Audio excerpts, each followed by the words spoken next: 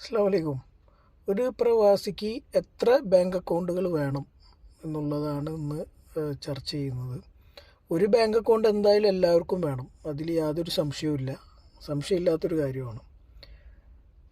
എന്തിനാണ് ഈ രണ്ട് ബാങ്ക് അക്കൗണ്ടുകൾ എന്ന് പറഞ്ഞാൽ, ഒരു അക്കൗണ്ട് നിങ്ങളുടെ സേവിങ്ങിന് മാത്രം, രണ്ടാമത്തേത് നിങ്ങളുടെ ചെലവുകൾ നിയന്ത്രിക്കാൻ ഉള്ളതാണ്.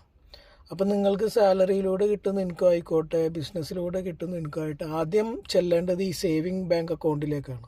സേവിങ് ചെയ്യാൻ വേണ്ടിയിട്ട് നിങ്ങൾ ഉദ്ദേശിക്കുന്ന ബാങ്ക് അക്കൗണ്ടിലേക്ക് ആ പൈസ ചെല്ലണം. എന്നിട്ട് അതിൽ നിന്ന് ഒരു നിശ്ചിത തുക നിങ്ങൾക്ക് ചെലവിന് എത്ര, ഒരു മാസത്തിന് നിങ്ങളുടെ വീട്ടു ചെലവ് മറ്റു ചിലവുകൾക്ക് വേണ്ടി എത്ര നിങ്ങൾക്കാകും എന്ന് നോക്കിയിട്ട് ആ പൈസ മാത്രം ഈ എക്സ്പെൻസ് മാനേജ് ചെയ്യാൻ ഉദ്ദേശിക്കുന്ന അക്കൗണ്ടിലേക്ക് നിങ്ങൾ മാറ്റുക.